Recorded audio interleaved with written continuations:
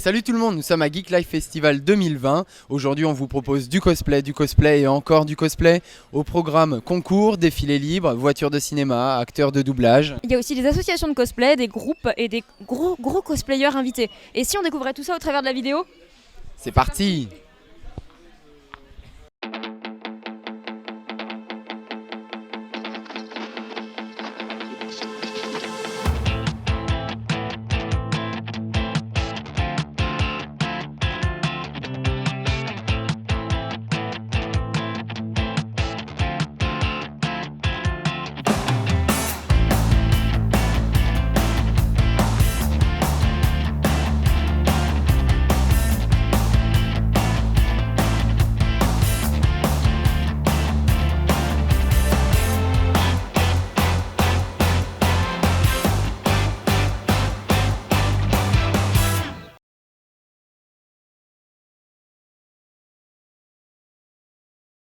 Donc on retrouve Jean-Christophe K, l'organisateur du festival Geek Life. Salut! Donc est-ce que tu peux te présenter un petit peu en quelques mots? Ouais, moi je suis l'organisateur de ce festival, on est à la 2e édition.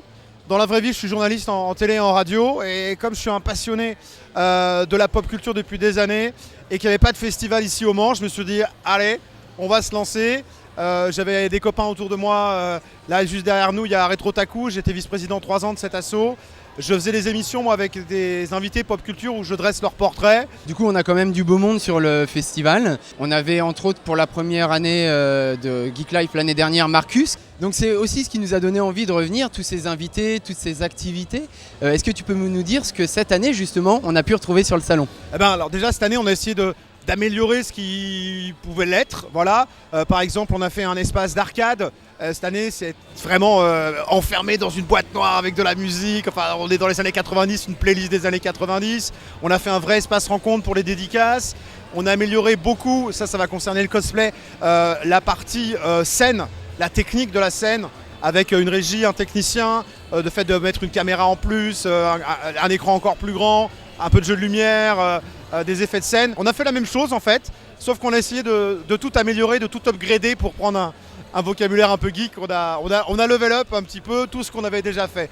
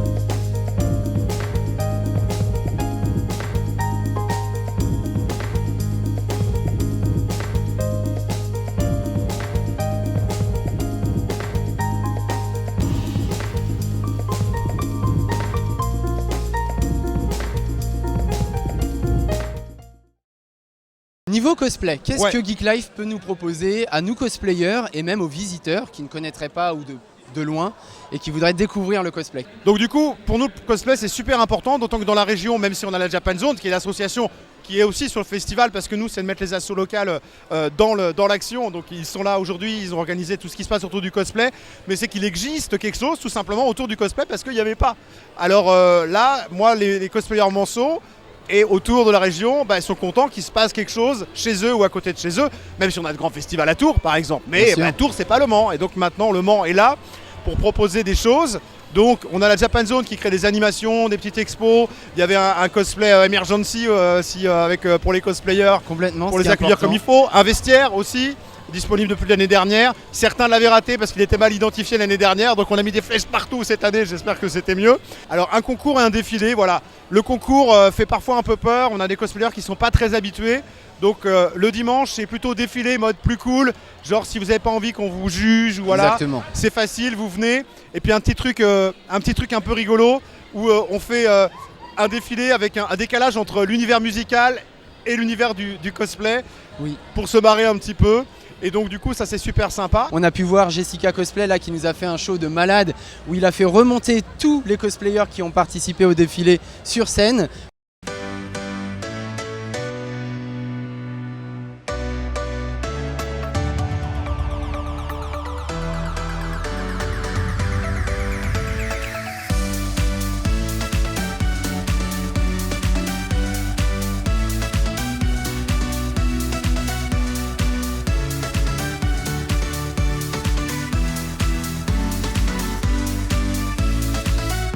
Et on avait l'Alliance Impériale Et cette il y avait année, dans l'Alliance l'univers de Impériale. Star Wars, ils étaient 18 les amis. Donc nous aussi on a fait ce qu'il faut aussi pour amener des cosplayers. C'était la thématique de Star Wars cette année, ça sera autre chose l'année prochaine.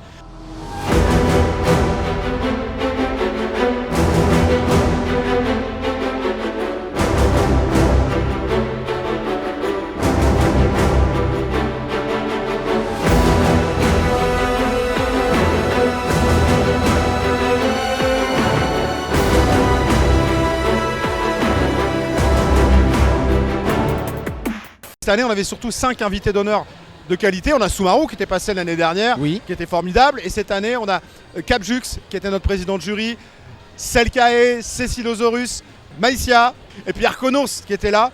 Malicia qui est finaliste de la Coupe de France Cosplay Oui. Pays de Loire. Et donc pour nous c'est génial et c'est vraiment un moyen de le mettre ça en avant. Et on est ravis parce qu'il y a beaucoup plus de cosplay que l'année dernière. Voilà, on reviendra encore plus fort sur le cosplay l'année prochaine. On aimerait vraiment dédier carrément un espace encore plus grand au cosplay.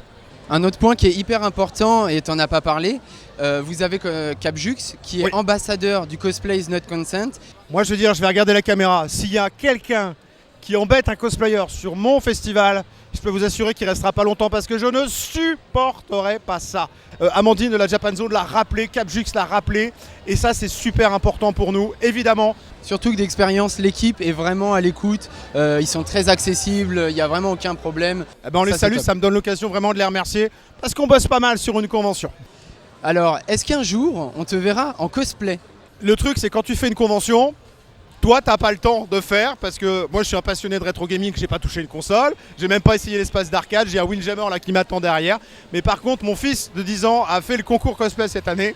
J'en suis très très fier, on a bossé le cosplay, c'est ma femme, on a tout, on a fait la couture, voilà, moi je débute.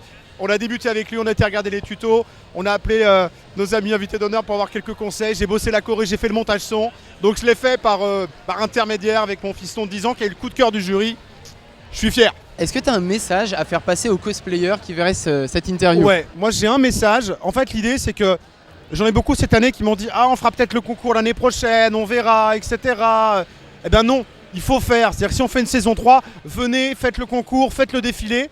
Parce que si tout le monde attend l'année d'après, eh ben on peut pas faire. Donc on compte sur vous en fait. Parce que si les cosplayers ne se mobilisent pas pour participer, ben on n'arrivera pas à faire grandir. Donc on compte sur vous pour faire grandir le festival. On a eu énormément de cosplayers en visiteurs. Alors s'il vous plaît, l'année prochaine, venez participer au concours, au défilé, même à la cool. Mais du coup, les visiteurs adorent et ça met en avant le cosplay de belle manière. Et c'est nous, c'est tout ce qu'on veut. J'ai perdu Jimmy, mais je vous propose en échange de retrouver Madayeli, qui a participé au concours aujourd'hui et que nous avions rencontré l'année dernière dans les Quick Talk Cosplay. Je vous propose de le retrouver, on vous le met en lien quelque part. Tu as participé au concours cette année? C'est un de tes premiers concours, il me semble. Alors c'est pas le premier, par contre c'est le premier vrai concours avec Darla. Et du coup, qu'est-ce que ça fait de pouvoir remonter sur scène ici à Geek Life avec cette presta qui a fait toujours autant rire, toujours autant réagir le public? Bah justement c'est toujours autant de bonheur, puisque moi, le but avant tout de cette presta c'est d'amener du rire et de la bonne humeur, tout simplement. De voir que l'organisation est toujours là pour les cosplayers, qu'il y a toujours autant d'animations et que là par exemple pour les participants du concours vous avez des lots chacun, même pour les personnes qui ne gagnent pas. Ça fait vraiment plaisir parce que au moins les cosplayers ils sont acceptés à leur juste valeur. Le fait qu'il y a un lot à la fin pour chacun des participants, moi c'est la première fois que je vois ça. Après moi le plus beau cadeau au final c'est le retour derrière des gens et le bonheur qu'a pu être apporté avec toutes les prestations. Est-ce que tu as un mot à ajouter sur l'ambiance cosplay du festival? Moi je suis revenue avec grand plaisir et s'il y a une prochaine saison je reviendrai avec grand plaisir également.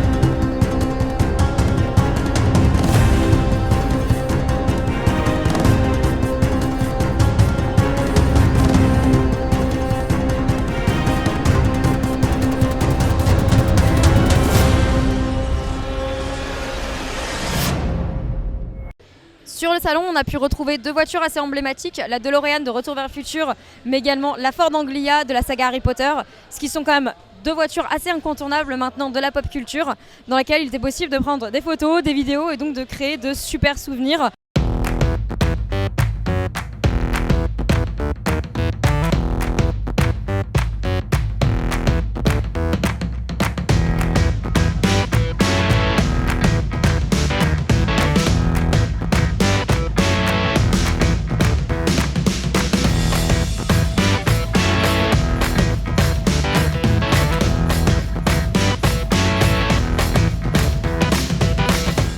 On a également profité de cette édition de Geek Life pour rencontrer l'Alliance Impériale et leur poser plusieurs questions.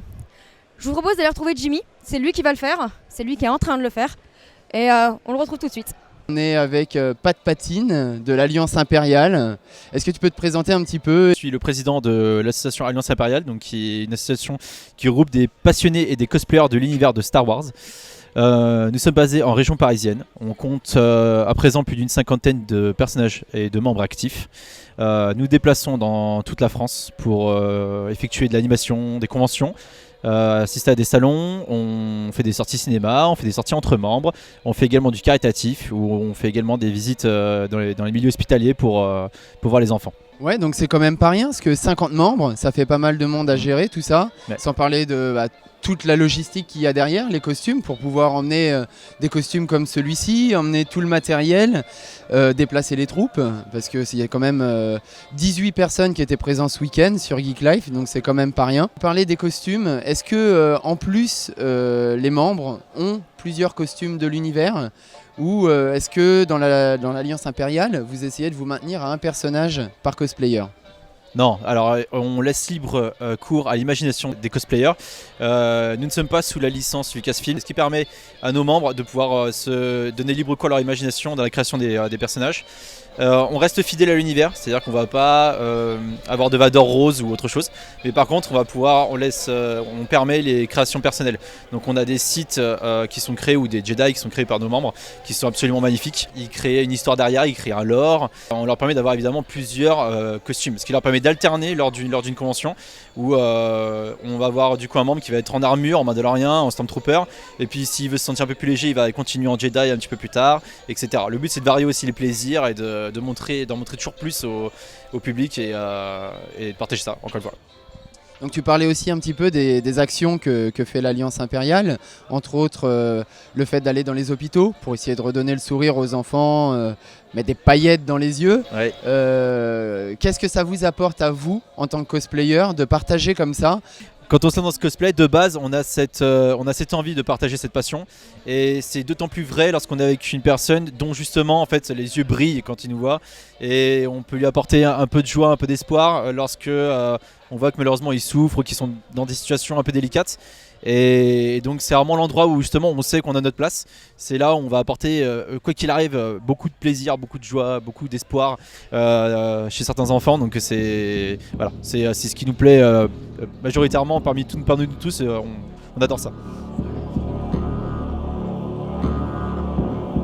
Dans l'Alliance Impériale, j'y pense, on a quand même des membres, alors pas qu'un membre vaille plus que l'autre, mais on a quand même des membres qui ont participé à la Coupe de France de cosplay. Donc il y a quand même un certain niveau parmi les cosplayers qui composent le groupe. Absolument. Qu'est-ce que ça fait en tant que président de l'Alliance Impériale de se dire qu'il y a autant de monde derrière toi avec une qualité pareille de costume et qui sont prêts à te suivre dans toutes ces aventures ? Ouais, alors justement ça c'est une véritable fierté, ça on peut le dire.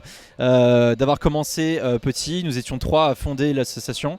Et l'association donc, a grandi très rapidement et parmi ses membres effectivement on a vraiment des créateurs de génie, on a des couturiers, des armuriers, des prop makers qui sont d'un talent mais irréprochable, ultra talentueux et c'est une vraie fierté de les avoir parmi nous parce qu'ils nous pondent des armures et des tenues qui sont incroyables et pour nous c'est un plaisir de les valider et de les faire venir dans notre association.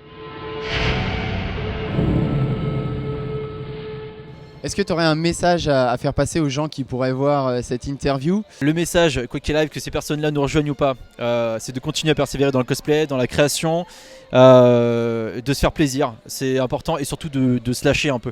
C'est-à-dire, il faut savoir s'amuser, il faut penser cosplay, il faut penser partage, il faut penser amusement, loisir, avant toute chose. Il ne faut pas se prendre la tête. On garde aussi cet esprit familial, donc si vous voulez retrouver tout ça, être sûr que vous arriverez dans une association où vous aurez une confiance entre membres, vous aurez du soutien, vous aurez de l'aide, vous aurez du fun. N'hésitez pas à ne serait-ce que checker notre page Facebook, notre page Instagram ou Twitter, voir ce qu'on fait, si ça vous plaît, et venir discuter avec nous, voir le feeling, et ou nous rencontrer en convention, et j'espère que ça vous plaira et que vous nous rejoindrez.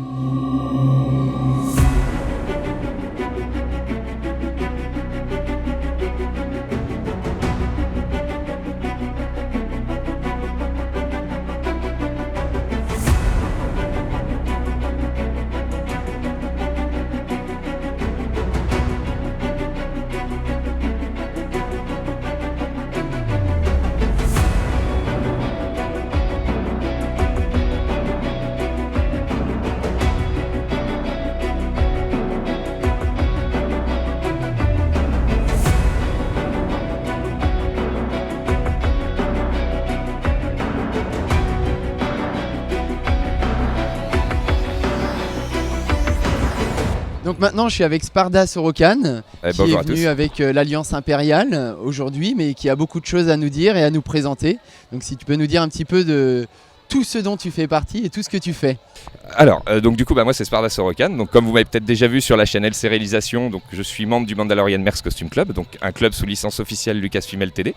Nous, notre but premier, c'est le costuming, bien évidemment, et l'intérêt dans tout ça, c'est le caritatif. Donc on se sert justement du costume Star Wars pour lever des fonds pour les enfants en hospitalisation de longue durée et en situation de précarité.